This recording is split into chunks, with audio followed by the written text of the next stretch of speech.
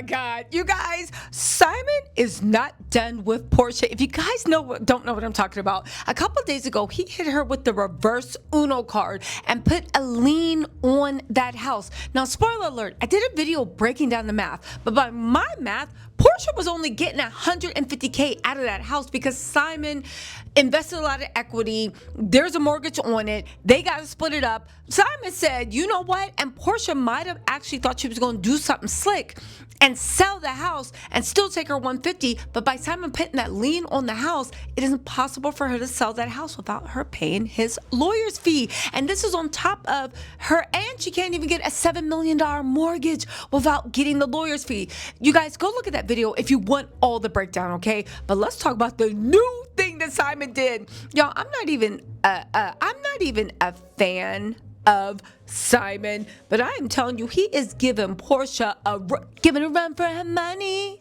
saying lovely, love. He is giving Porsha a run for her money. And I also want to say, what is going on in Fulton County Courthouse? Because this judge that awarded this divorce decree is looking real suspicious. And when I first heard, let me give y'all the breakdown. Simon is appealing the divorce ruling to Porsha. What is the divorce ruling? Porsha's allowed to stay in that house for 16 months. He has to pay her $40K a month, which, mind you, that $40K a month is the exact amount of the mortgage. I think that mortgage is $38K a month. He has to pay her $40K a month. She gets to stay in that house for 16 months. After the 16 months, she can do one or two things. She can stay in that house permanently, but she has to get the house refinanced, and she has to take over the mortgage, okay? Or she has to buy Simon out, right? No, I'm sorry. Buy Simon out and take over the mortgage with a new mortgage. That's option number one. Option number two is that she sells the house and her and Simon split the proceeds. Simon gave $3.5 million in a down payment from premarital funds that he can prove. He gets that money back. That's not part of the assets they split. There's a $3.5 million mortgage. That's not part of the assets. The house appears to be worth $7.3 million. However, the $7.3 million, that's an estimate, but assuming it sells for it's worth $7.3 million, that means there is about $300,000 in equity that Porsha and Simon must split, which means that Porsha was smelling that tequila breath and feeling that man sweat all over her like it was one of the horrible scenes from The Color Purple for about $150K. Now, again, all that was going on. And when I first heard that Simon was appealing, I did everything I did with Simon. I rolled my eyes like, what? What the hell? What the hell? What are y'all talking about? However, it looks like Simon actually did his big one. Because if what he is saying in these legal documents is true, that divorce settlement is not standing up. Simon actually does have an excuse to get that prenup invalidated. And the judge actually disregarded some of the prenup, but then changed other parts of the prenup. Y'all, let's get into this because I don't know. So listen. This is, so they're saying that Simon is arguing that the court made several reversible errors. Now, again, when you appeal, it must be reversible error. You're not arguing fact anymore. You're arguing whether the judge correctly applied law. In Georgia, I think it is a 3-judge state on appellate, 3-judge appellate. So 3 to 5 judges sit on the thing and they listen like, all right, so what are we doing? Like, what's the problem? Come on, talk to us. That's basically what happens, right? He's arguing 7 reversible errors, including enforcing the prenup despite his detention and deportation by ICE. Okay? Now, when I read that, I did the same thing y'all did. I rolled my eyes, but Simon actually has a point. He says he claims that was an unforeseeable change in circumstances that affected the fairness of the agreement. Now, we can argue, well, you already knew that you were illegal. You were told to self-deport and you didn't. And then you got detained by ICE. However, that's not exactly what Simon's arguing. Simon is going further and saying, yes, all that happened, and that might have been foreseeable, but there was no way of knowing that my complete access to income would be cut off. And no matter how much this woman says I'm worth, my income has been irreparable. Simon is literally saying he's broke to the judge and saying that it is cruel, harsh, and unenforceable that I said that I would pay you $40,000 a month or $1.6 million over 16 months, right? I'm sorry, not one point, my math's wrong. $640,000 over 16 months. It is untenable that I would have paid you that if I don't have the money to even pay myself. Now I know what y'all thinking. Simon been flexing in a room and looks like Dubai, but he could say he's just sleeping on some woman's couch. He also alleges that Porsha failed to disclose her plans to return to the Real Housewives of Atlanta, which he believes was a material omission impacting the terms of the divorce. I believe that was a material omission too. Part of the reason that Simon was paying Porsha was so that she wouldn't work. He didn't want his life on Real Housewives of Atlanta at all, okay? Porsha went behind his back and got on Atlanta. We all know why. She was planning on leaving that man. However, it is a real argument, and you could make the argument for fraud that if Simon had known that Porsha was planning to go back or what, he wouldn't agree to pay her. Because why am I paying you? Because the prenup said I'm paying you for not working. But you are working. And not only are you working, but you are talking about me and our relationship. The one thing that I did not want to happen, and that was the purpose of the prenup. Again, the foreseeable change in circumstances that affected the fairness of the agreement. I took notes because it's that important. Hold on, let's move on.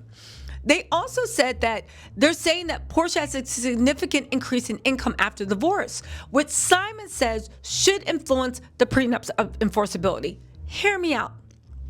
If somebody is a billionaire and they're supposed to be paying you $1 million a month, we know Simon's not a billionaire. I think Portia's figured it out yet, but hear me out. Sorry, hear me out, right? Jet lag, sorry, hold on.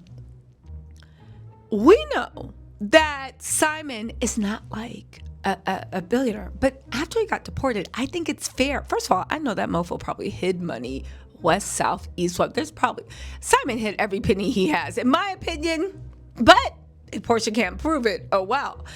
But let's just go off of Simon saying, if you suddenly become broke, okay, after going through all that, one could argue that I'm broke. So there's technically no way I can pay you. And because I got deported and I've lived in the US for like the last 20 years, and this is where my place of business is and all this other stuff, I can't make any money. You, on the other hand, are working at a job and making a fantastic amount and working at a job that you told me you wouldn't, you promised not to, and you started working while we were still married. Forget the fact that you filed for divorce a couple of weeks later. You started working while we were married. So the judge should have said, this amount is unconscionable. You have no way to pay it right now, because it can go up and down the amount of spousal support. Right now, you don't have the income to pay it. And since you have enough income to support yourself, we're going to lower the amount he has to pay you because you can support yourself now. Do you see what I'm saying? It's not life or death. Again, that amount can always change if Porsha finds out he has new assets, but it's kind of like they either lower or they pause the payments. You see what I'm saying? Simon is really cooking with this. And this is what I mean. Porsha thinks she was going to outsmart a Nigerian scammer. Simon has been scamming since Porsha was learning about the Underground Railroad. Anyway, right? There's more. Now, the thing is, Simon and his lawyers are not done, because it gets progressively worse for Porsha. And let me just say this too, because I don't think Porsha figured this out. I don't know why she thought this man that is highly litigious, that loves to sue, that don't mind having bad credit and don't mind not paying bills and has no shame, why she thought that this man, after she allegedly did things that he feels like he was disrespected outside the marriage with other people, who knows if that's true or not, right? And why he's like really going at her, why she thought she was gonna go in, sit at the judge, be, I don't know, blah, blah, do her little stick, because you know her fans on Real Housewives of Atlanta, if she starts lying and opening her mouth, they're just like, okay, because they can't even remember they got hamster brains too. They can't even remember 3 seconds ago she just said something different, right? They always got an excuse. Anyway, why did you think this man wasn't going to keep you in court and bleed you dry of every single penny? Because that's the way he wins too. Just bleed her dry. Just bleed her dry. The judge can't make her pay her lawyer fees anymore. But get this, right? This is the biggest thing where I'm like, what's going on with Porsha and that judge? And this don't even make any sense. And I actually think Simon actually has something. How are you enforcing some parts of the agreement, even though he's not making any income? But, right? He challenges the court's failure to vacate an order permitting filming inside the former marital home. They're saying this is a violation of the prenup's terms requiring mutual consent for filming. So let me get this straight. Simon specifically put in the prenup, you are not allowed to film in this house without my permission. And he still owns that house and he's still paying. How did the judge completely disregard that part of the prenup, but uphold every other part of the prenup? Because the prenup was made so she didn't film and go back to work. That was the purpose of the prenup, to keep her off of TV. Oh, there's more. They said that the court improperly changed the terms of the prenuptial agreement in its final judgment, violated his due process rights during the trial. I don't know about that. And wrongfully admitted expert testimony he deems irrelevant. I don't know about that either, right? Again, this appeal marks the first official step in Simon's ongoing legal efforts to overturn or modify the divorce ruling. The Georgia Court of Appeals will now review these claims and decide whether to uphold or reverse the lower court's decision. Let me tell you something, right? And this is where Porsha messed up. Simon can claim broke. Porsha don't know nothing about Simon's accounts. Him being worth $3 million, $30 million, $300 million, whatever she said in court, Simon was just doing that for his ego. We all know that man ain't worth $300 million. And even if he is, Porsha, you ain't getting a penny of it.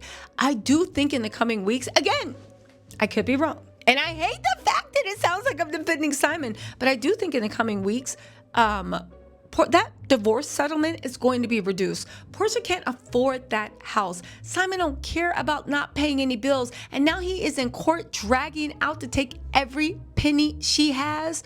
Y'all, I don't know who thinks that Porsha won. Porsha, to be with Simon, ruined her reputation running after fool's gold. This is on the heels of her messing with Bolo. Can't control herself. You literally stole your co-worker's man. I don't care whether they are friends or not. You stole your co-worker's man, shamelessly flaunted it, rubbed it in the face, made a fake fairy tale wedding, trying to make everybody think that he was somehow royalty. You did all this stuff. You ruined your reputation. Quit all your jobs. Had Pilar sitting on this man's lap. And then calling her daddy and a blended family and all this stuff. She did so many things. And she literally made a fool of herself on top of that. And all she's getting is maybe a couple of $100,000. And Simon is even fighting her for that. Y'all, we're going to see where this ends. But I'm telling you, Simon is petty and vindictive. Porsha is stupid and vindictive.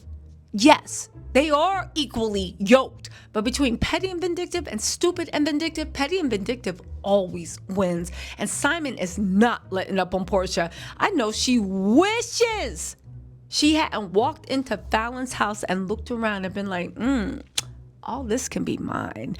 Because, baby, now you got all of Fallon's problems, every last one of them. Anyway, y'all, let me know what you think in the comments. I'll talk to y'all later.